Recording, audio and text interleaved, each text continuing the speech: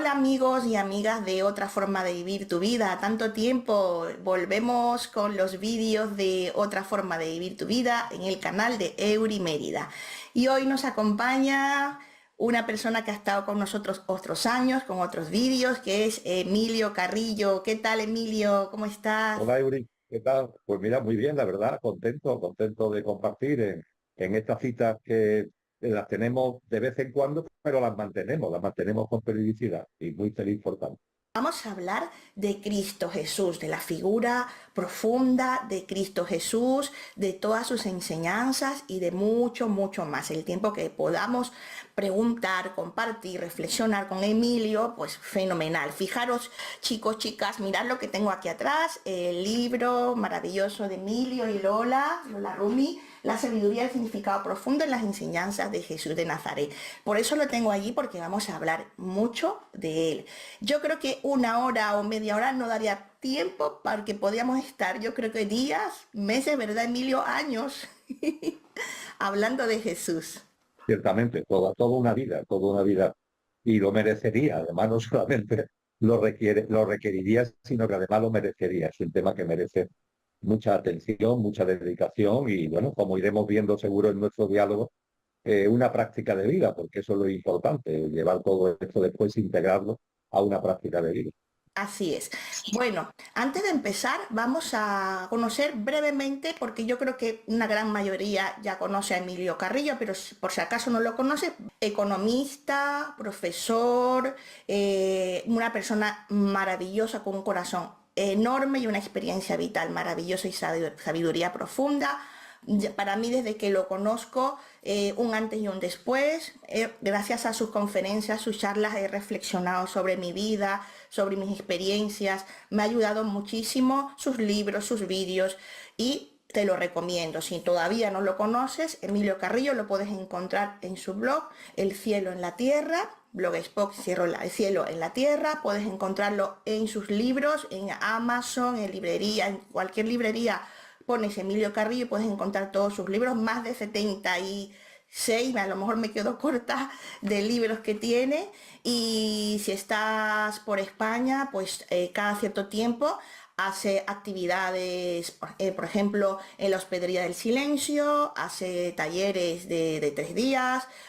También tienes en Ecocentro actividades, conferencias aquí en Madrid, pero también en diferentes partes de España y también para todo el mundo, que es maravilloso. De aquí un saludo a Kiko, el rincón de Kiko. Todas esas personas que viven fuera tienen la oportunidad de conocerle. Así que no me extiendo más con la presentación. Ya lo podéis conocer en internet, en su blog. Para ti, Emilio, así personalmente, ¿cuándo percibiste la presencia de Cristo Jesús en tu vida? La respuesta a la pregunta la tengo clara, la tengo clara. Porque además marca lo que ha sido mi propio proceso vital y conciencial. Me explico. Para mí, la figura de Cristo Jesús aparece muy pronto, muy temprano, siendo un niño, siendo un adolescente. Y yo recuerdo cuando iba al colegio, en mi época, por tanto, de colegial, que el colegio tenía anexa una iglesia grande, una capilla, no es una capilla, es una iglesia grande. Y yo recuerdo que siempre iba con esos 10 minutitos, 15 minutitos de antelación para antes de entrar en clase, estar allí conmigo mismo, pero sobre todo y fundamentalmente en el compartir con Jesús. Y eso fue una práctica de vida que mantuve hasta que ya salí del colegio y entré en la universidad. Yo me matriculé en la universidad muy pronto, muy jovencito, eran otros tiempos, y con 16 años ya estaba matriculado en la Facultad de Ciencias Económicas y Empresariales. Ahí poco a poco, Eury, se produce no solamente con relación a la figura de Jesús, sino con relación a la espiritualidad. Hay poco a poco una transformación en mi vida.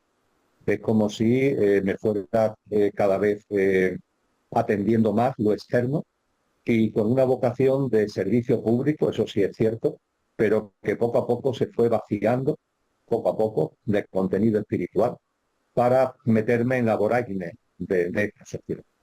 Y esto fue así, se mantuvo durante bastante tiempo.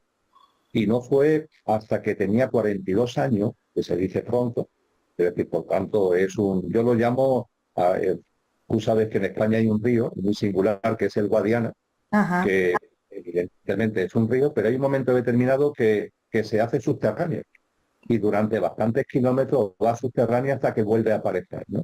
Bueno, pues yo mi vida, a esta fase de mi vida donde lo espiritual, lo conciencial y la presencia de Jesús se diluye, o por lo menos no está ahí visible, lo llamo el Guadiana.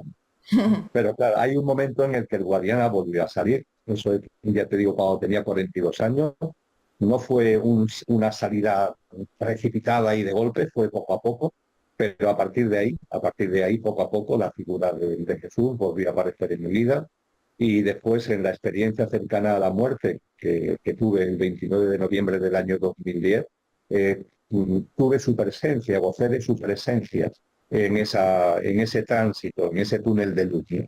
Y si ya venía recuperando la figura de Jesús, a partir de ese momento lo recuperé muchísimo más. Y ciertamente, y concluyo, los años que desde el año 2000 he estado cada vez más dedicado a lo espiritual, a lo conciencial, en el acercamiento paulatino a Jesús, he tenido oportunidad de acercarme a otras tradiciones. Tú sabes que Lola y yo estudiamos mucho las tradiciones orientales, por ejemplo, la filosofía griega, sabes que tenemos escritos libros, por ejemplo, sobre el yoga, y curiosamente todo ese acercamiento a la sabiduría oriental o a la filosofía helénica de la Grecia clásica, en la medida en que Jesús iba teniendo más presencia, nos ha ayudado a entender mejor todas esas tradiciones y a su vez a entender cómo todas esas tradiciones van preparando el terreno para que pudiera darse las circunstancias idóneas y las condiciones como para que Cristo Jesús, estuviera entre nosotros. Así que hoy día para mí Cristo es mi único referente. Yo siempre comienzo las mañanas preguntándole como le decían sus discípulos, ¿qué quieres que haga hoy? ¿No? ¿Qué es lo que tú quieres que haga hoy? Y modestísimamente, pues procuro dar testimonio de él, aunque evidentemente la diferencia de cara es simplemente abrumadora. Qué belleza, Emilio. Ah, mira, te has adelantado una pregunta. A lo mejor me has leído el pensamiento, quizás. La otra pregunta, Emilio, es, en tu vida cotidiana, la presencia de Cristo Jesús. Cuando hablamos de vida cotidiana, por las mañanas, en la oración, o cuando vas a dar un paseo, o cuando hablas con alguien. En tu vida cotidiana, cuéntanos cómo es esa presencia dialogas con él, haces oración, cuéntanos un poquito. Sí, sí, ciertamente, vamos, lo primero que hago, que todas las mañanas, yo me levanto una vez muy temprano. Al levantarme me acompañan las dos gatitas que conviven con nosotros, que son también muy madrugadoras. Los perritos no son tan madrugadores, las gatitas sí, me acompañan. Lo primero que hago siempre por la mañana, lo primero, aparte de asearme, ¿no? Es atender las necesidades fundamentalmente de alimento y demás de las dos gatitas. Eso son pocos minutos. E inmediatamente, normalmente siempre todavía no ha salido el sol, estamos hablando todavía, da igual la época del año, estamos todavía de noche, entre comillas, y lo primero que hago es dirigirme a María, es la primera referencia espiritual que yo hago por la mañana, me dirijo a ella. Tenemos una imagen muy bella en casa, muy grande, y ante ella hago oración, hablando con ella, entre comillas, e inmediatamente después lo hago con Cristo. Tú sabes que tenemos porque a veces lo ha visto, aparece en la imagen, esa figura de Cristo que donde se ha recreado lo que es la imagen de la sábana santa, y ante ese cuadro del Cristo de la sábana santa, pues me dirijo a él, le digo precisamente lo que acabamos de compartir, ¿no? Dime qué quieres que haga hoy, a tu disposición estoy. Y además la relación, no tengo ningún problema en compartirlo contigo, en este ambiente íntimo por la relación que tenemos, que yo me dirijo a él, evidentemente con un enorme respeto, el Señor mío Jesucristo. Hablo de él y lo reconozco como Dios mismo. Y a partir de ahí, siempre digo dos cosas que pueden sorprender, ¿no? Le llamo maestro mío, en vez de haberle dicho o hablado como Dios mismo, le digo maestro mío y mi mejor amigo. Y mi mejor amigo. porque para mí Cristo es mi mejor amigo, salvando las distancias evidentemente espirituales, pero para mí es mi mejor amigo, es mi guía, es mi orientación, es mi consejero y es la persona que llena mi vida de lo que yo entiendo que es una plenitud y un entusiasmo, ya no solamente por lo que tiene que ver conmigo, sino por el compartir con los demás y el ser conscientes de que nos demos cuenta o no, somos muchos los seres humanos, es decir, las almas encarnadas, que vamos de la mano, Uri, que vamos de la mano hacia su reino, vamos de la mano hacia esa nueva humanidad, donde Él va a estar presente y esa nueva humanidad que gracias precisamente a su acción de amor, pues está ahí abierta para todo el mundo. Quizás muchas personas, vamos ahora a hablar de ese camino, muchas personas se han perdido del camino espiritual, se han alejado de Dios. ¿Por qué nos alejamos un momento dado de la trascendencia? Reflexiono acerca de lo que planteas con palabras que son mías, Ujú. pero con fundamento y con sabiduría que no es mía. Y las palabras son mías, claro, salen de mi boca, pero la fuente de la que bebo es la fuente de los grandes maestros y maestras que ha habido a lo largo de la historia de la humanidad, de los Mm. grandes sabios y sabias, que nos han ayudado a plantearnos y a responder adecuadamente el tema que planteé. Lo cierto de Uri es que nuestras almas tienen una trayectoria, no están aquí por primera vez. Ujú. Las almas van evolucionando o deberían evolucionar, en cualquier caso van reencarnando a través de una cadena de vida.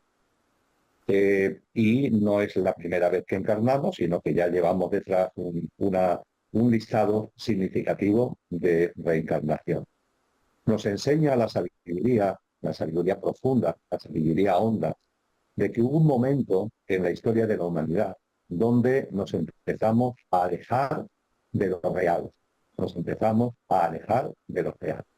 ¿Y lo real qué es? Lo real es que vivimos en un precioso mundo. Eso sí, en este mundo hay que tener ojos para ver que hay una apariencia y una esencia. En un momento concreto de nuestra evolución, no vamos a entrar en detalles, pero también se habla de que hay unas interferencias de seres involutivos que también de alguna forma provocan confusión. Y lo cierto es que nos vamos alejando de lo real, nos vamos alejando de lo sobrenatural, porque lo real es sobrenatural. Nos Mm. vamos alejando de esa esencia que está más allá de la apariencia, nos vamos alejando de la divinidad que está en todo y nos vamos alejando de la divinidad que está también en nosotros. De hecho, esto se conoce en la tradición cristiana, ya que estamos hablando de Cristo Jesús, es lo que se conoce como el pecado original.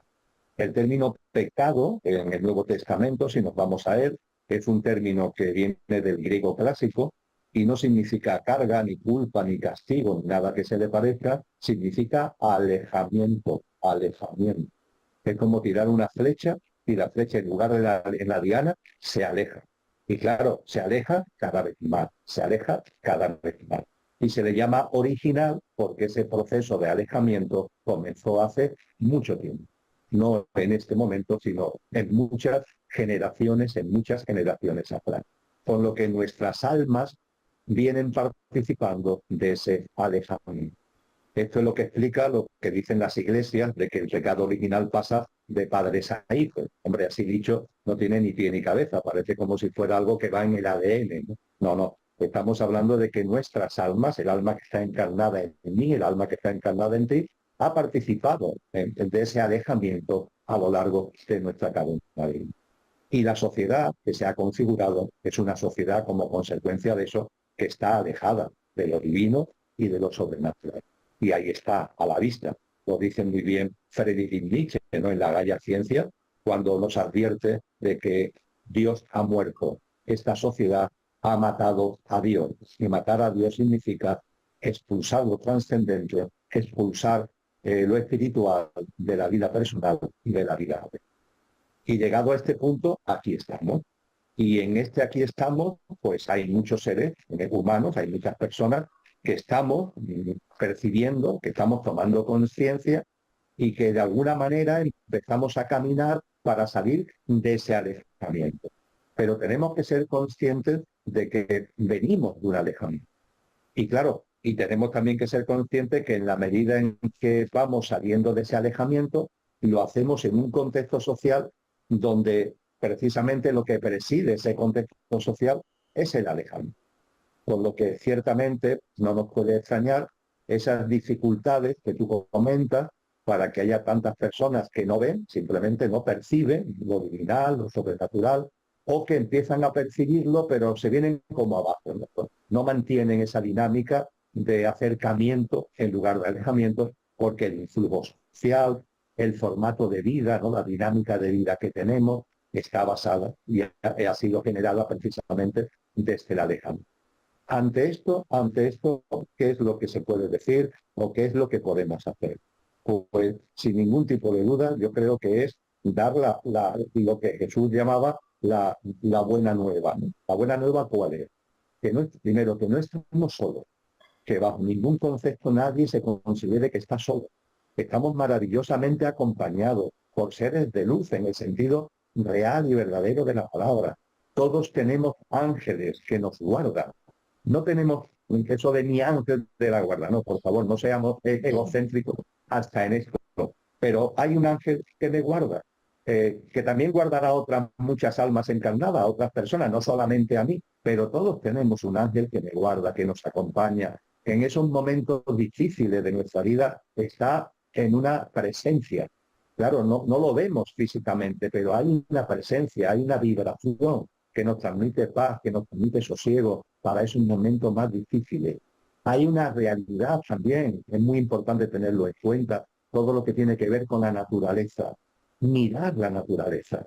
Claro, nos hemos metido, esta sociedad que se ha dejado de Dios, Eili, en urbes, en grandes urbes, ¿no? Donde por la noche no vemos la bóveda celeste. Si recuperáramos el ver todas las noches la bóveda celeste, percibiríamos que obviamente hay algo más que lo puramente material. No es posible que este cosmos tan espectacular sea simplemente algo en el que venimos, estamos un puñadito de años y esto se ha acabado. Sería absurdo en un universo tan absolutamente colosal como en el que se desarrolla nuestra existencia. Y también la naturaleza que nos rodea, cosa que también en las urbes se pierde, ¿no? El percibir la belleza que hay en esa naturaleza, en los seres vivos, en todos los reinos de la naturaleza, porque como nos han enseñado los que van por delante en el camino, en el salir del alejamiento y vivir el acercamiento, que son los grandes místicos, grandes figuras, por ejemplo. Tú sabes que yo tengo una admiración muy especial por San Juan de la Cruz. Sí. Ellos nos han enseñado que abramos los ojos, porque podemos percibir a Dios en todas las cosas. Es que está ahí dándonos gritos, entre comillas, está ahí convocándonos permanentemente. No se trata de una idea intelectual, es abrir los ojos a la vida, a esa bóveda celeste, a esos reinos de la naturaleza, a esas formas de vida que nos rodean. Ahí está la divinidad. Y también ir abriendo los ojos a la divinidad que hay en nosotros, porque aquí está.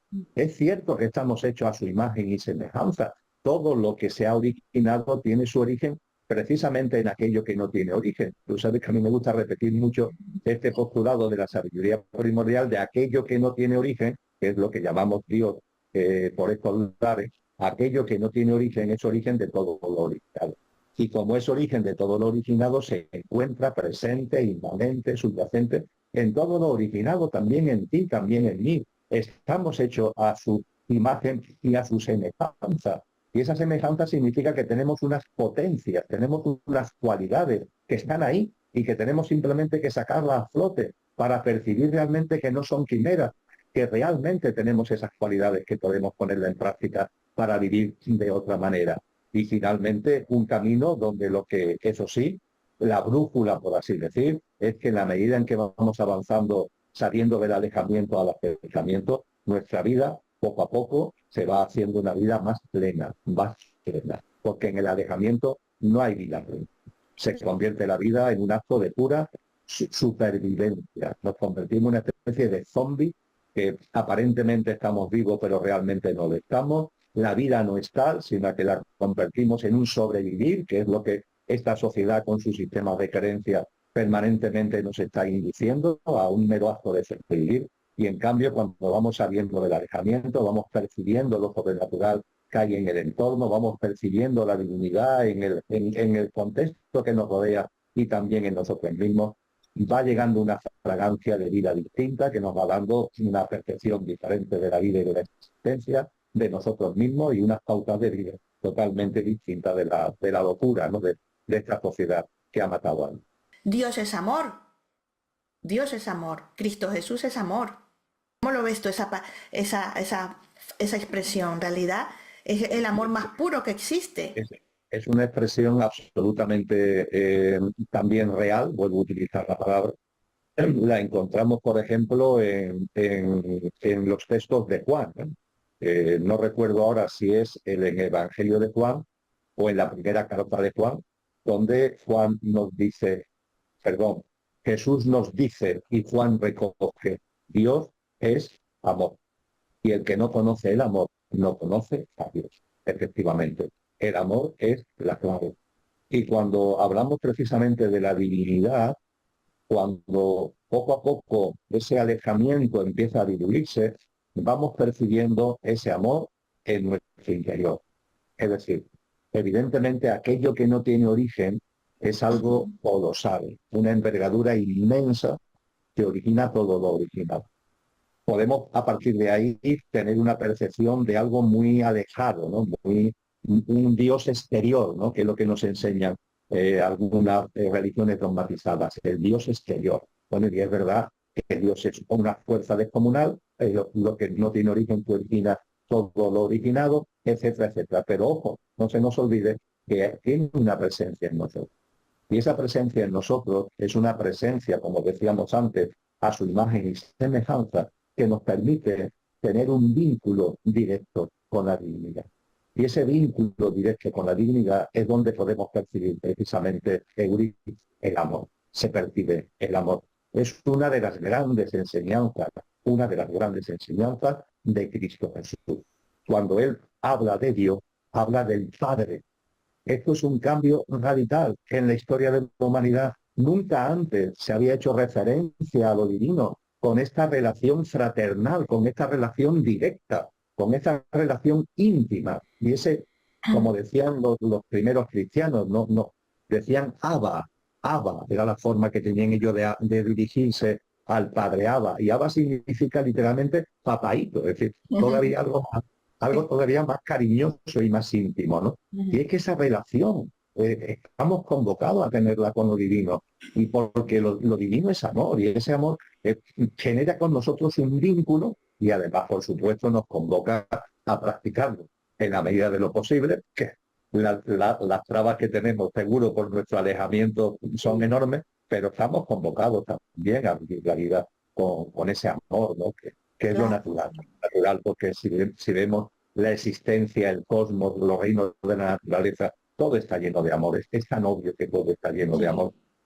Un amor que, como muy bien decía Agustín de Hipona, San Agustín, configura el orden del cosmos, ¿no? Él lo llamaba el ordo amori, ¿no? El orden del amor. Pues bien, estamos convocados a participar plenamente en esa mesa, en ese orden del amor. Así es, fíjate tú que recuerdo una frase de Jesús, ama a tu prójimo, vamos a la pregunta, pero con esta frase de Jesús, ama a tu prójimo como a ti mismo.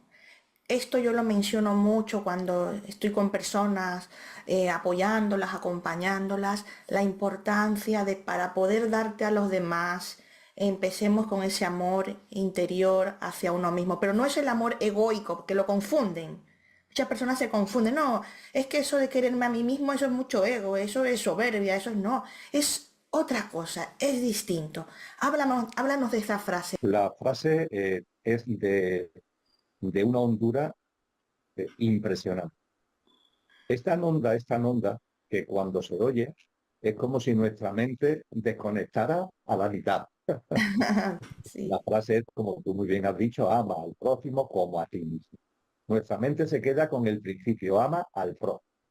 Oye, lo cual está muy bien, por supuesto, pero ojo, ojo, porque Cristo Jesús nos dice, como a ti mismo. Esto no se debe olvidar porque es fundamental.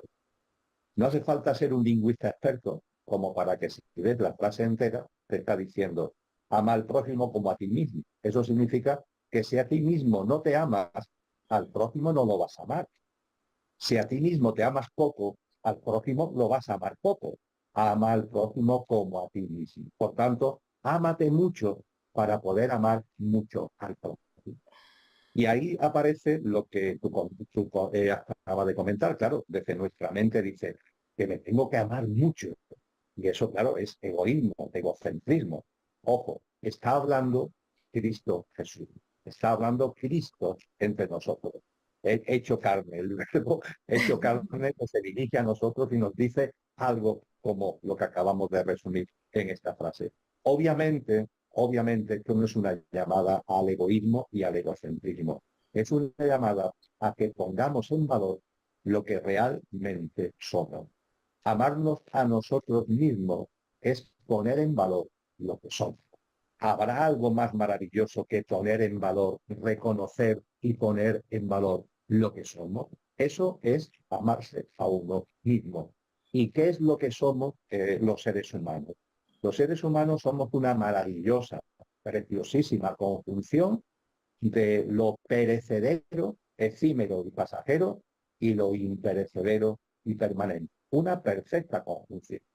Este Emilio que está hablando aquí, mi mundo físico, emocional, mental, mi personalidad, forma parte de mí y es mi componente perecedero. Llegará un momento determinado que esto deje de funcionar y este tal Emilio, físico, emocional, mental y su personalidad, ya está, deja de ser. Punto. Pero ojo, en este tal Emilio, en nuestro componente perecedero, efímero y pasajero, hay también un componente que es imperecedero. Tú sabes que a mí, a lo perecedero, efímero, me gusta llamarlo el coche. Ajá, Nuestro pequeño yo sí. me gusta llamarlo el coche. Y lo que está encarnado y vive en el coche, me gusta llamarlo el conductor. Pues bien, podríamos decir que amarse a uno mismo es darte cuenta de que no eres coche, eres mucho más que el coche. Porque claro, las dos cosas son perfectas, tanto el coche como el conductor, tanto lo efímero y pasajero como lo imperecedero. Es una perfecta conjunción. Ahora bien, va a llegar un momento en donde lo perecedero va a dejar de ser. ¿Y qué es lo que va a ser realmente? Lo imperecedero, nuestra dimensión álmica espiritual, el conductor. Amarse uno mismo significa poner en valor al conductor. No olvidar y poner en valor lo que realmente somos. Ese es el ser humano que se ama a sí mismo, es el ser humano que es capaz de que se haga presente su verdadero ser. Y es el verdadero, el coche es importante, pero el conductor es el verdadero porque es permanente y no va a conocer eso que denominamos muerte. Y en la medida en que tú vas poniendo en valor lo que realmente eres, vas haciendo presencia de tu verdadero ser, entonces es cuando realmente puedes darle algo a los demás. Entonces es cuando puedes amar al prójimo. Porque claro, si yo me olvido de lo que soy verdaderamente y al conductor lo tengo olvidado por completo, arrinconado, el coche entonces, ¿qué le pasa? Que no tiene un mando consciente. El conductor está olvidado y en lugar de llevar el mando del coche, el coche se ha convertido en un coche loco. ¿Y qué amor le va a dar a los demás como coche loco? El coche loco lo que le va a dar son golpes y egoísmo y egocentrismo y materialismo. A veces nuestra mente querrá revestirlo de buena voluntad, pero realmente, desgraciadamente, como coche loco, lo único que vas a originar es lo que origina un coche loco. Topetazos, confrontación, conflicto, tensión, etcétera, etcétera, etcétera. Ámate a ti mismo para que lo que eres se ponga en valor, para que el conductor coja el mando consciente del coche y cuando empiece, no hace falta que llegues a completarlo, pero cuando empieces, empezarás a estar en condiciones de poder amar al prójimo. En caso contrario, amar al prójimo se convierte simplemente en una idea mental totalmente falsa y totalmente falaz. Totalmente, totalmente, así es. Esa parte del ser. También por aquí tenía yo esta que tengo aquí que es muy bonita, que dice así, vosotros sois la luz del mundo. Mateo 5:14. Es que también se trata de descubrir esa luz, ese amor en nosotros, pero de verdad, como dices tú, sin quitándonos las máscaras, el ego y sentir esa parte tan bella que está ahí. Creo que muchas veces la tapamos, le ponemos capas y capas y capas como una cebolla y no queremos, e incluso un miedo que no tendríamos que tener miedo a ver esa hermosura, esa belleza que hay dentro, ¿no? Que está esperando, como dices tú, está esperando la divinidad que la saquemos adelante, ¿no? Que salga de nosotras y de nosotros. Si tú te amas a ti mismo, entonces podrás desarrollar esos dones, esos talentos y luego poder darlos o poder ofrecerlos servicio, dar servicio a los demás con tus dones y tus talentos. ¿Va por ahí, Emilio? O sea, ¿tú cómo ves esto, la importancia de cultivar? Por ahí hay la Biblia que lo dice, ¿no? Que tienes que cultivar esos dones, no los escondas, no los dejes ahí, sácalos, dalos a conocer. Compartíamos hace un momento que estamos hechos a la imagen y semejanza de Dios y que esa semejanza se pone de manifiesto en unas potencias, en unas cualidades que tenemos y que estamos llamados a hacer realidad. Diríamos que la semejanza hay que llevarla a la realidad. Está ahí el esbozo y hay que llevarla a la realidad. Esto en primera instancia tiene que ver con ser conscientes de que esa semejanza con la divinidad hace que en nosotros esté ese amor al que anteriormente hacíamos referencia. Y el amor obviamente no es una palabra abstracta, sino que tiene consecuencias prácticas. La compasión, la empatía, la mano tendida, la actitud de servicio, etcétera, etcétera, derivan la solidaridad, la cooperación, todo ello deriva el ser buenas personas, en el buen sentido de la palabra, como Sí. dijo mi paisano Antonio Machado, ¿no? Todo ello deriva precisamente del amor. Igualmente, dentro de esas cualidades, los grandes místicos nos han hablado de las potencias del alma. Lo habla San Agustín, lo habla San Juan de la Cruz. Las potencias del alma enfatizan las cualidades más importantes que tenemos en nuestro ser y que estamos convocados a Sí. hacer realidad. De esas cualidades del alma, la primera es la memoria. ¿La memoria qué significa? No significa el recordar los capitales del mundo. No, la memoria, desde el punto de vista álmico, es el recuerdo de lo que es y de lo que somos. Recordar que hay una esencia más allá de la apariencia. Recordar que en nosotros hay una dimensión imperecedera, etcétera, etcétera. Eso es la memoria. Junto con la memoria, la voluntad. La voluntad significa hay que actuar, hay que tener capacidad de acción, no ser pusilánimes, tener fuerza, tener vigor, vivir por la vida para vivirla de verdad, ¿no? Y junto con la memoria y junto con la voluntad, el entendimiento o discernimiento, ¿no? Que es ir en un camino de uso del nivel superior de nuestra mente, no estar ahí todos los días con lo ordinario, lo rutinario, sino darle también espacio en nuestra vida a lo trascendente, en sus diferentes componentes, lo espiritual, lo conciencial, lo artístico, lo científico, para que nuestra mente, el nivel superior de nuestra mente, los psicólogos algunos lo llaman la mente abstracta, entre en funcionamiento, al funcionar se expanda y eso nos aporta entendimiento, nos aporta discernimiento, comprensión. Ese discernimiento nos ayuda a ver que en la vida todo está lleno de causalidades, de que todo tiene un sentido profundo y un porqué y un para qué, que las cosas no ocurren porque sí, que la vida siempre nos está abrazando, que la vida siempre nos está ayudando. Bien, y siguiendo en esta línea, cuando encarnamos, también nuestra alma viene, obviamente, con un propósito de vida. Es lo que en el lenguaje oriental se llama el Dharma. Ciertamente, el propósito, cada vez que el alma viene, es evolucionar, ir saliendo de ese alejamiento y evolucionar en autoconsciencia.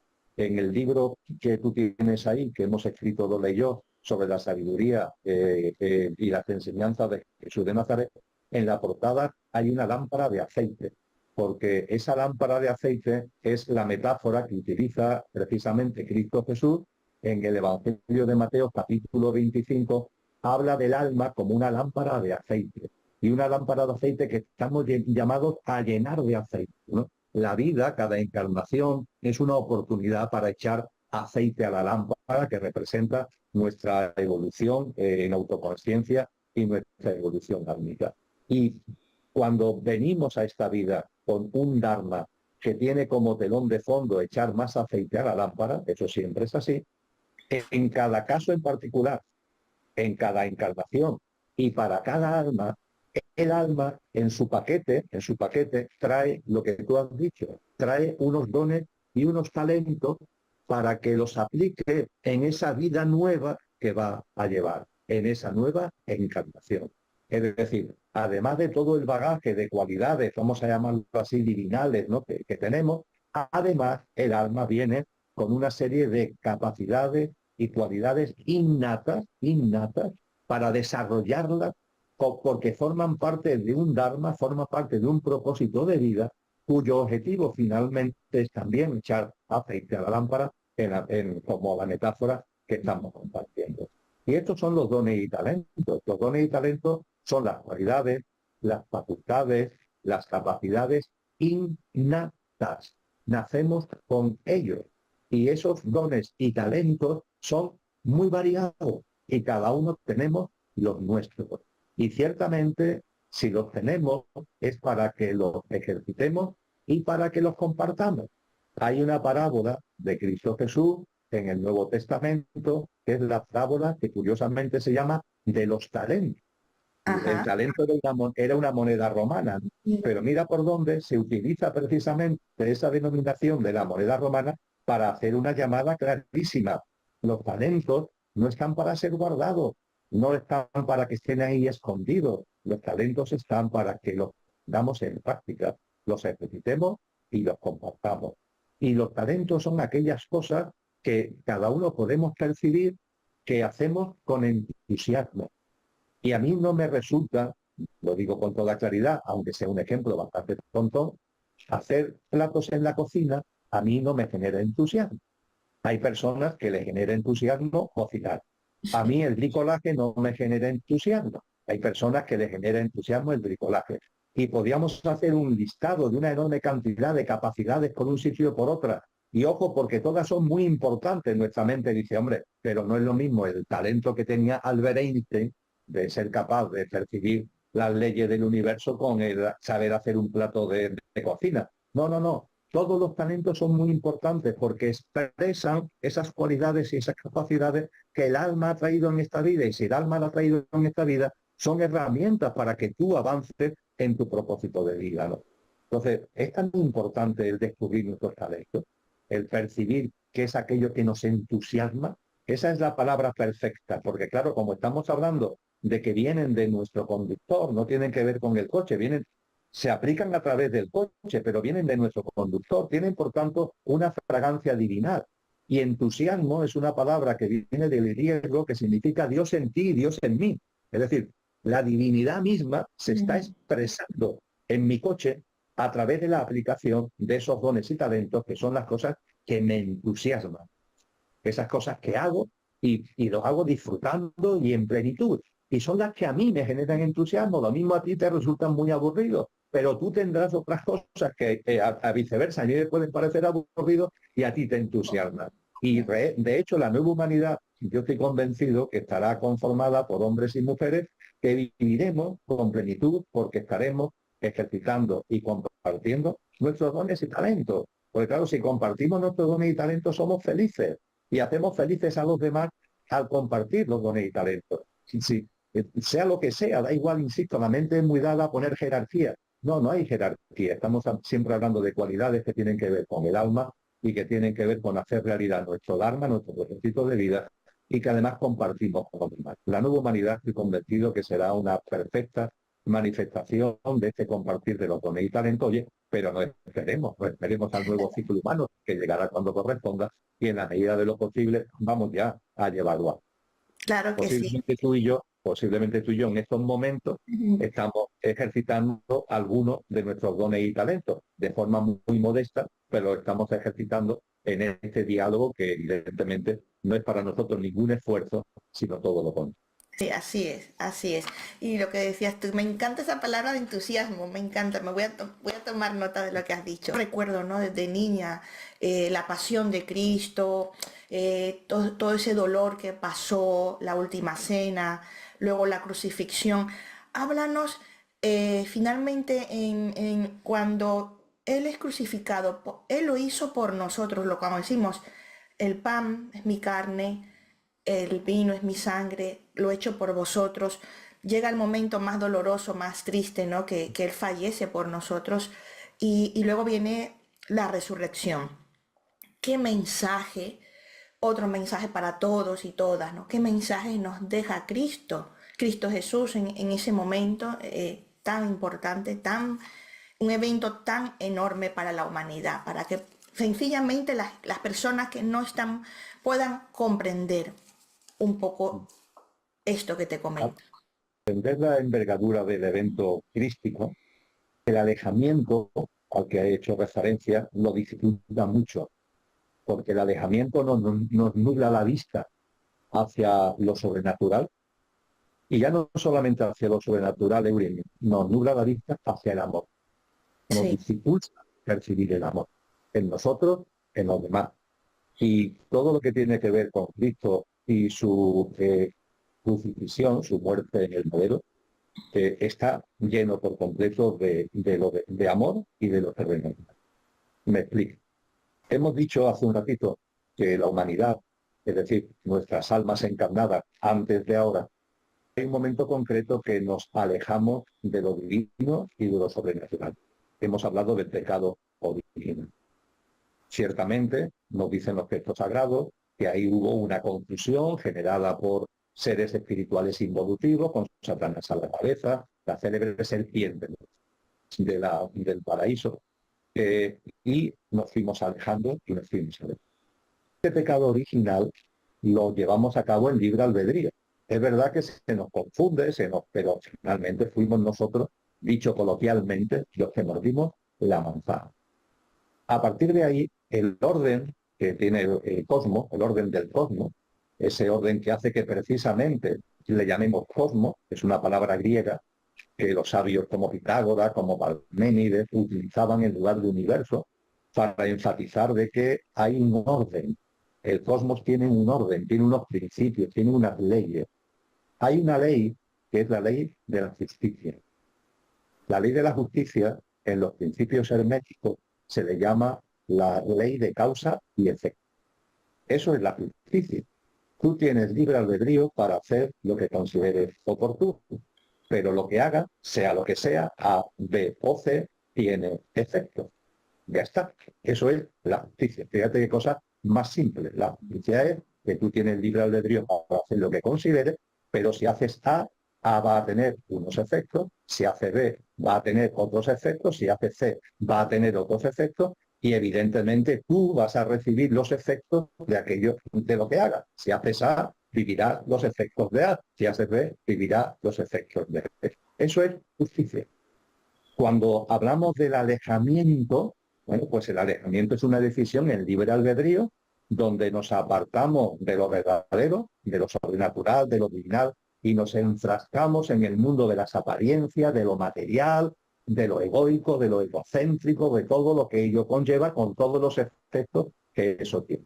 Bien, hay una ley que es la justicia. Ahora bien, el universo también tiene un principio fundamental derivado de las cosas que ya hemos hablado, que es misericordia. Misericordia. Y claro, cuando hablamos de justicia y de misericordia, ¿cómo se concilia? Tú has tomado una decisión, eres responsable de los efectos que tenga esa decisión para ti. Te has alejado de lo divino, te has salido del camino que, por ejemplo, va a llevar evolutivamente a la nueva humanidad. Esa nueva humanidad requiere una conciencia, requiere una evolución espiritual. Tú te has alejado, no la vas a tener, no vas a poder participar en el nuevo ciclo humano. Pero claro, hay misericordia. Ya está, se aplica la justicia y a rajatabla. No, está la misericordia. ¿Y cómo se concilia la misericordia y la justicia y la misericordia?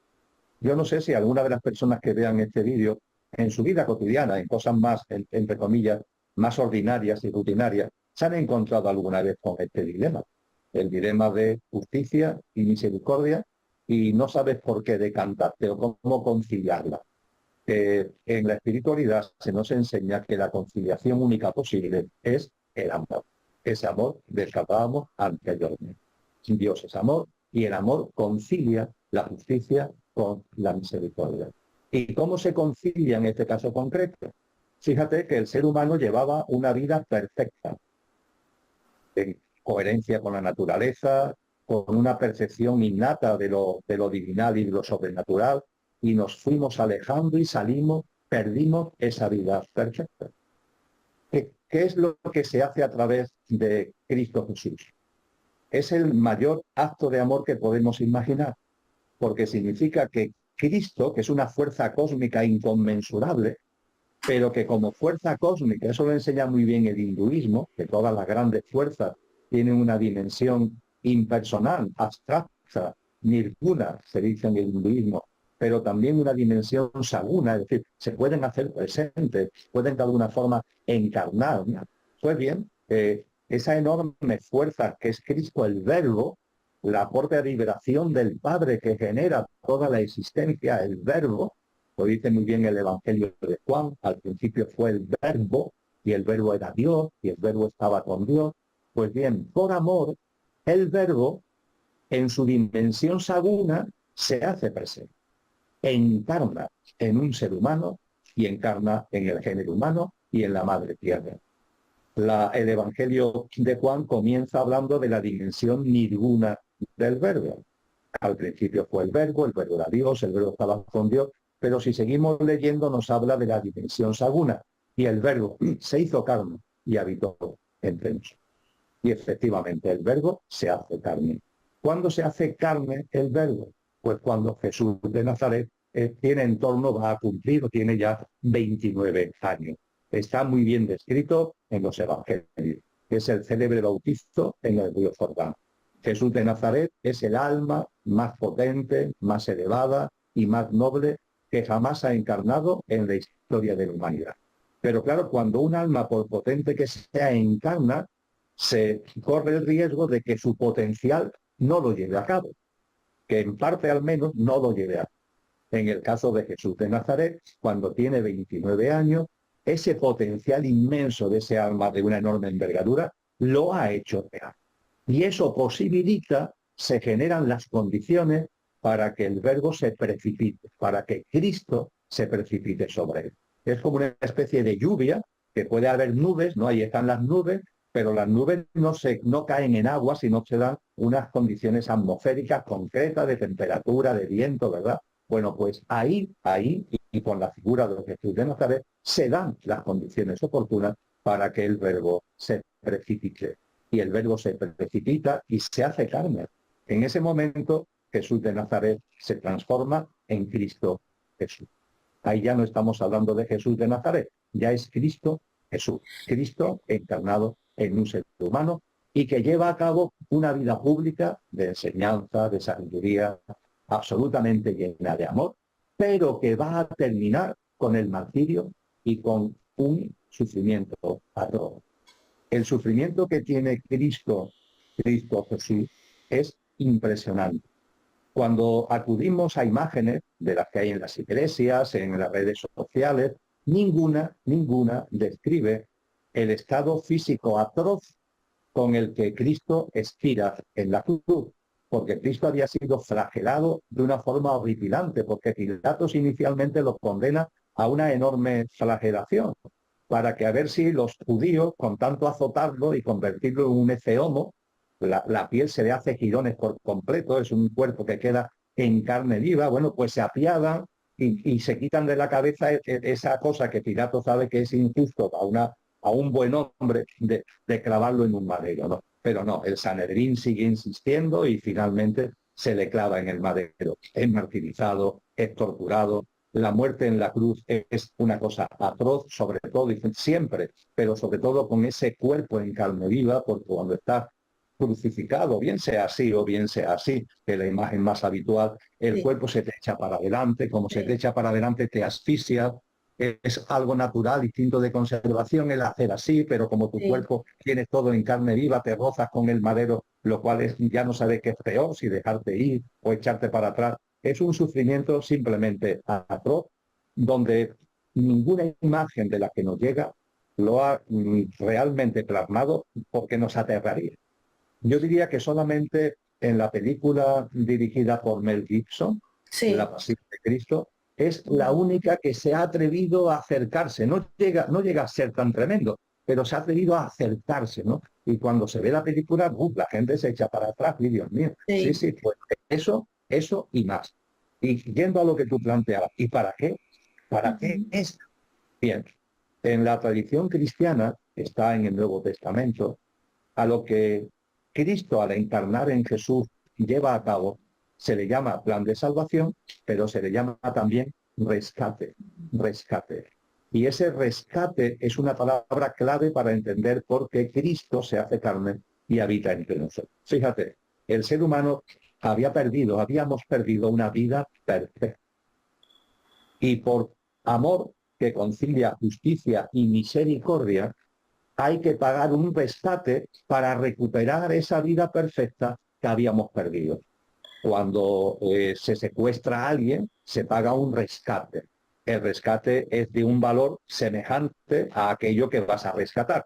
A mí me gusta recordar que al rey San Luis de Francia, en las cruzadas, lo coge el sultán Saladino y pide un rescate. Y claro, como es el rey de Francia, pide un rescate tan descomunal que no hay oro suficiente como para pagar el rescate. Tuvieron que ser los templarios los que realizaron el pago de rescate, porque tú pides un rescate en consonancia con lo que vas a rescatar. Ujú. En el caso fundamental que estamos aquí comentando, hay que rescatar una vida perfecta. ¿Y cómo se rescata una vida perfecta, Euri? Rescatando una vida perfecta. Y Cristo Jesús tenía que llevar al límite para poner de manifiesto que su vida es perfecta. Que no quedara la duda de, hombre, sí, no sé qué, no sé cuánto, pero si se le aprietan los tornillos, si se le tortura, si se le mal. No, tenía que demostrar hasta una situación extrema, hasta lo más extremo, que era una vida perfecta.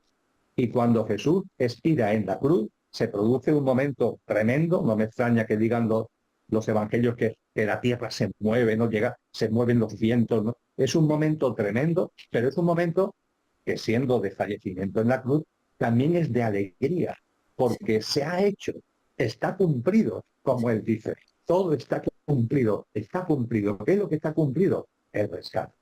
Al ser humano se le ha rescatado del alejamiento. Podemos volver a la vida perfecta. Eso Sí. sí, depende de cada uno. Pero es como si la puerta del rescate, la puerta de la evolución hacia una nueva humanidad, etcétera, todo eso estuviera cerrado, Ujú. estuviera bloqueado. Y el rescate, por tanto, el acto de amor que lleva a cabo el Verbo encarnado, Jesús de Nazaret, Cristo Jesús, es abrir la puerta. Y la Ah, puerta está abierta, Euri. La puerta sí. está abierta. Entremos o no entremos va a depender de cada uno de nosotros, pero la puerta está abierta y para hacerlo, aunque sea una metáfora un tanto pobretona, pero en fin, yo diría que es la puerta de un ascensor. Lo que se ha abierto es la puerta de un ascensor que en un momento determinado, cuando corresponda, va a subir, Sí, porque la humanidad está llamada a terminar este ciclo. Cristo sí. Jesús lo enseña muy bien, el final de esta generación humana, para que se inicie un nuevo ciclo humano, que él denomina una nueva humanidad en una tierra restaurada. Y Ujú. esto figuradamente es como un ascensor que va a subir a una humanidad de mayor cualidad vibracional en una madre tierra de mayor cualidad vibracional. Y la puerta del ascensor está abierta. Que entremos o no entremos depende de cada uno. Todos estamos invitados. Y el rescate, el acto de amor que conjuga justicia y misericordia que hemos compartido, es lo que ha hecho posible que esa puerta del ascensor esté abierta de par en par para quien quiera entrar y en su momento ascender al nuevo ciclo de la humanidad. Y para esto era indispensable poner de manifiesto que se estaba dando como rescate una vida perfecta. Tanto sufrimiento, tanta sangre, tanto dolor, tanto martirio, tanta tortura, tanta pasión, era el requerimiento necesario para que no quedara ninguna duda bajo ningún concepto de que efectivamente se estaba entregando una vida perfecta. Volvemos a la palabra inicial, amor. Amor, un acto inmenso de amor, de misericordia, como dices, para apoyar, para ayudar, para acompañar a esta humanidad y, como dices tú, sacarla, ¿no? De esta situación tan complicada, esa esperanza, ¿no? Como dices tú, de ese ascensor, pero claro, para llegar a ello, el libre albedrío tenemos, ahí cada uno, y algo muy importante que dices tú en tus conferencias, llenar la lámpara de aceite con ser buena persona. Práctica de vida, práctica de vida, una práctica de vida que nos abra a ese amor profundo, a que nos reconozcamos desde el ser y que podamos de alguna manera ser sencillos, ser seres que se ayudan unos a otros, que se apoyan al amor al prójimo, como decíamos, amándote a ti mismo, a ti misma, pero amor al prójimo, pero no solamente al prójimo, a todos los seres sintientes de la naturaleza, como tú siempre mencionas, y también fundamental el apoyarnos unos a otros, el colaborar, el aportar, el que no estamos solos, el no sentirnos solos o solas, de que estamos acompañados, que estamos muy bien acompañados y que depende también de nosotros, como muy bien dices. Si yo te preguntara brevemente para todos los que nos están escuchando y viendo este vídeo, para que empiecen modestamente, poco a poco, a hacer cambios, vivir de otra forma sus vidas, ser buenas personas, ¿qué prácticas nos recomendarías? ¿Qué prácticas nos recomienda Cristo Jesús? Jesús lo resume en una expresión: Ujú. hay que nacer de nuevo, hay que nacer de nuevo. ¿Qué significa nacer de nuevo? Significa morir a una forma de vida basada en lo que esta sociedad nos dice: el egoísmo, el egocentrismo, el materialismo, la acumulación, la competencia, etcétera, etcétera. Morir a esa forma de vida para que nazcamos resucitando en vida y mismo, yo como Emilio, resucitando en vida, en esta vida como Emilio, resucitar a una vida que sea más coherente con lo que realmente soy y con lo que realmente somos, que tiene mucho que ver con ser buena persona, es decir, ser nuestra mejor versión, sacar a la luz, esa luz que tú citabas, sacar a la luz nuestra mejor versión. Para nacer de nuevo, Cristo nos habla con una precisión y un detalle inmenso de prácticas muy concretas. Sin ningún tipo de duda, están, como tú muy bien dices, esparcidas por todos los evangelios, pero ojo, hay en el Evangelio de Mateo hay algo fundamental, que es el Sermón del Monte o el Sermón de la Montaña. Son 3 capítulos del Evangelio de Mateo: capítulo 5, capítulo 6 y capítulo 7. Ahí se recogen 26 prácticas de vida. Si se van viendo una detrás de otra, son 26 prácticas de vida que conllevarían, en el caso hipotético de que todas las lleváramos a cabo, el pleno nacer de nuevo. Hombre, realmente, para entrar en el ascensor, por seguir con el ejemplo anterior, no tenemos que llegar a esa percepción, estamos convocados a ello sin ningún tipo de duda, pero no se nos pide una matrícula de honor. Yo diría que con un 5 o con un 6 podemos entrar, hablando siempre en términos muy coloquiales, podemos entrar en este ascensor y participar en esa nueva humanidad. Sí que a las personas que estén más interesadas, yo diría que, oye, un repasito a eso, son breves además, son 3 capítulos que no son muy extensos, que da la relación completa de una serie de prácticas de vida. Pero ojo, porque a su vez esas prácticas de vida tienen que ver con el amor, con el amor. Y yo sé que el amor es una palabra muy manida, pero el amor en nosotros se expresa con una voz interior que todos tenemos, eso nadie puede negarlo. Incluso las personas que están más en modo coche loco tienen ahí esa vocecita que te está diciendo en cada momento, si la quieres oír, claro, si la desprecias, pero si la quieres oír, te está diciendo en cada momento cuándo eres buena persona y cuándo no lo eres. Ante las grandes cosas y ante las pequeñas, las situaciones, las circunstancias, las personas. Ahí siempre está esa vocecita. Pues bien, vamos a intentar hacerle el mayor caso posible a esa vocecita para ser efectivamente buenas personas y ganarnos nosotros mismos en libre albedrío el utilizar el rescate que con tanto amor ha puesto Jesús a nuestra disposición. También Jesús habla de bienaventurados los hombres y las mujeres, por supuesto, los seres humanos de buena voluntad. Esto también es muy importante, tener buena voluntad, porque puede ser que a veces las cosas no salgan como queremos, puede ser que a veces, queriéndolo hacer así, después lo hacemos asá. pero esa buena voluntad nos debe inspirar. Junto con la buena voluntad, muy importante, la paz. Es otra expresión fundamental en Cristo Jesús. Ujú. La paz, mi paz os dejo, mi paz os doy. Esa paz es clave. Y esa paz tiene que ver, sin ningún tipo de duda, efectivamente, es una frase preciosísima, esa paz que os dejo, esa paz os doy, esa convocatoria a la paz tiene que ver con una fragancia que debe impregnar en nuestra vida.